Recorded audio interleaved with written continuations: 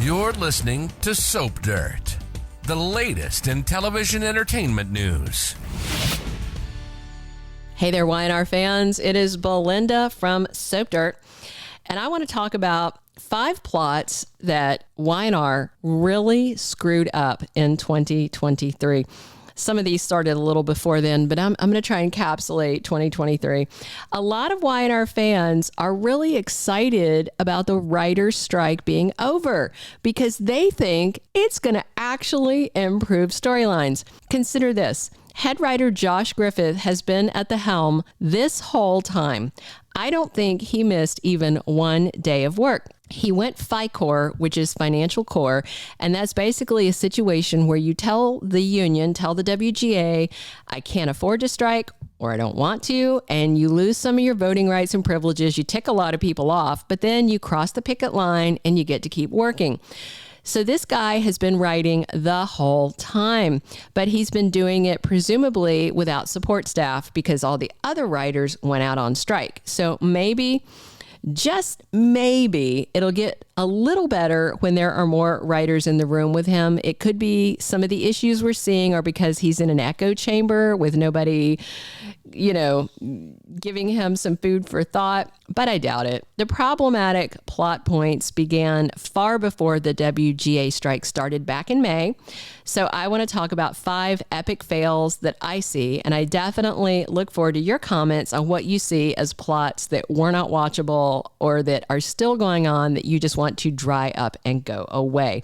Hey, if you haven't already, before we dig in, please click subscribe so you don't miss any of our YR updates and discussions. All right, so the first plot I have a big problem with is them keeping Sally and Adam apart for so dang long. It was actually more than a year ago. It was like last summer, that Sally and Adam split when he dumped her and iced her out to try and save her job at Newman Media. It was a dumb reason to have him break it off with her, and it remains dumb to this day.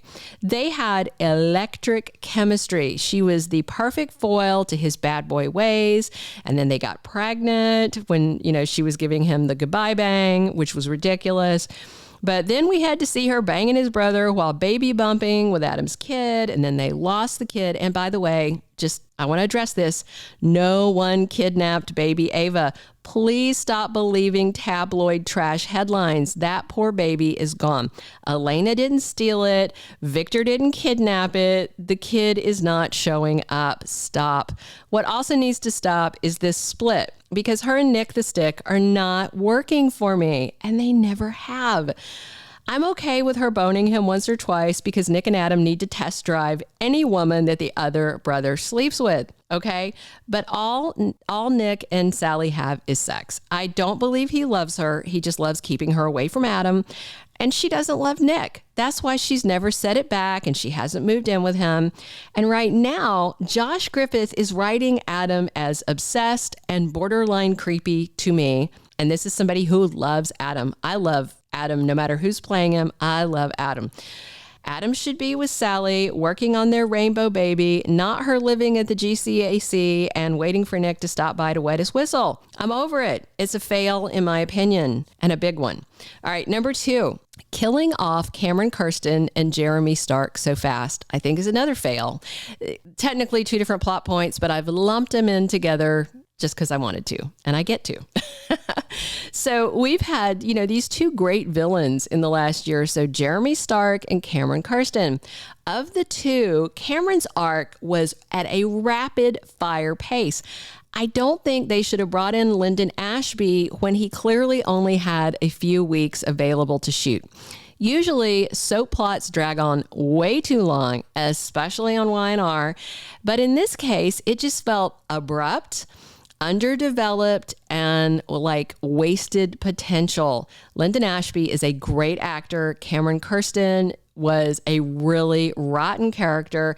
He should have lurked in the shadows, tormented Sharon a lot more, messed with Nick a lot more, and wreaked a lot more havoc before Nick beat him senseless and Sharon went all stabby on him.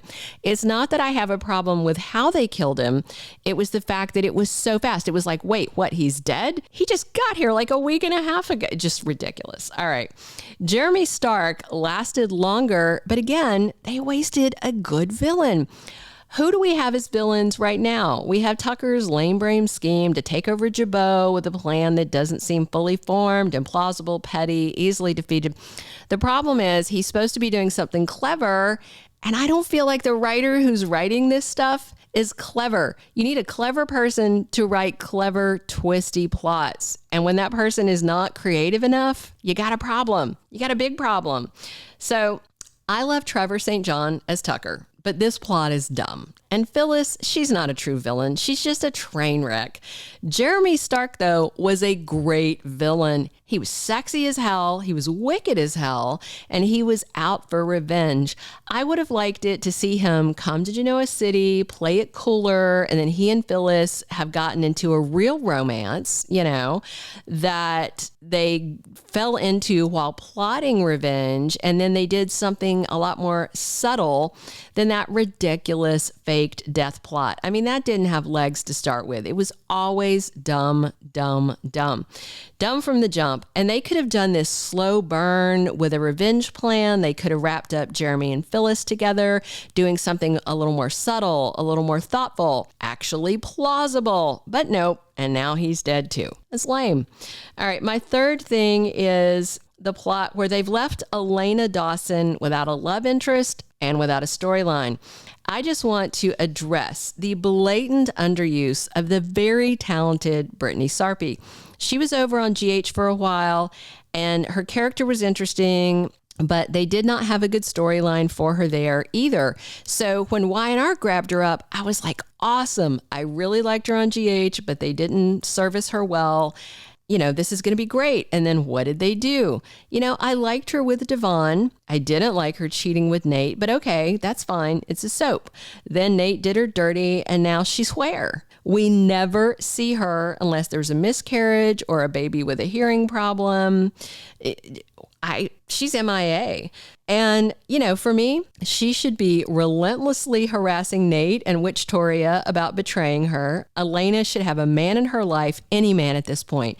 Adam, Nick, Chance, take your pick. Anyone but Nate, really. And, I personally don't love Devon with Abby. That'd be all right if, she went and got back with Devon. Brytni is one of 2 Black actresses on contract at Y&R, and she gets almost zero airtime.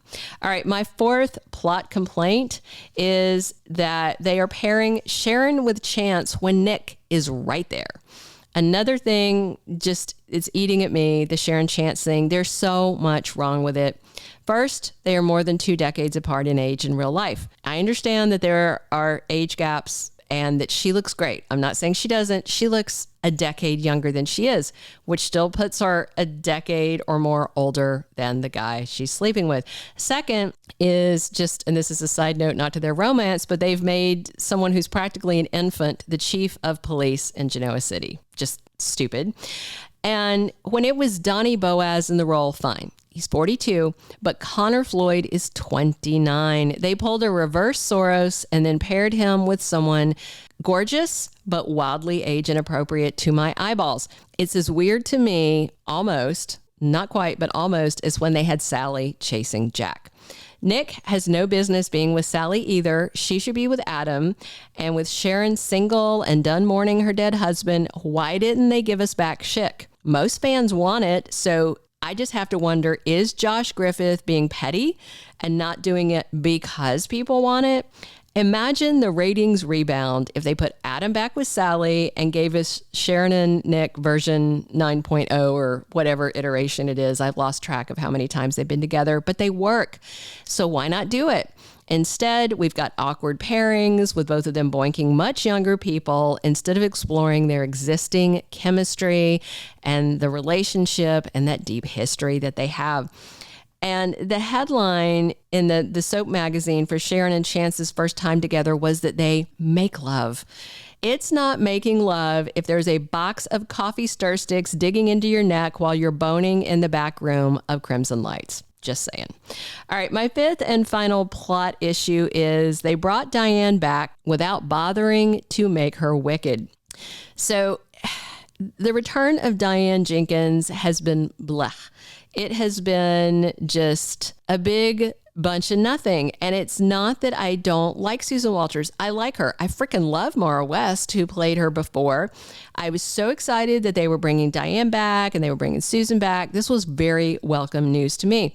She was a vixen. She was a femme fatale. She was this top-notch troublemaker back in the day. And now she's Jack's yes woman. She's a good mom. She's a sweet grandma Dee Dee.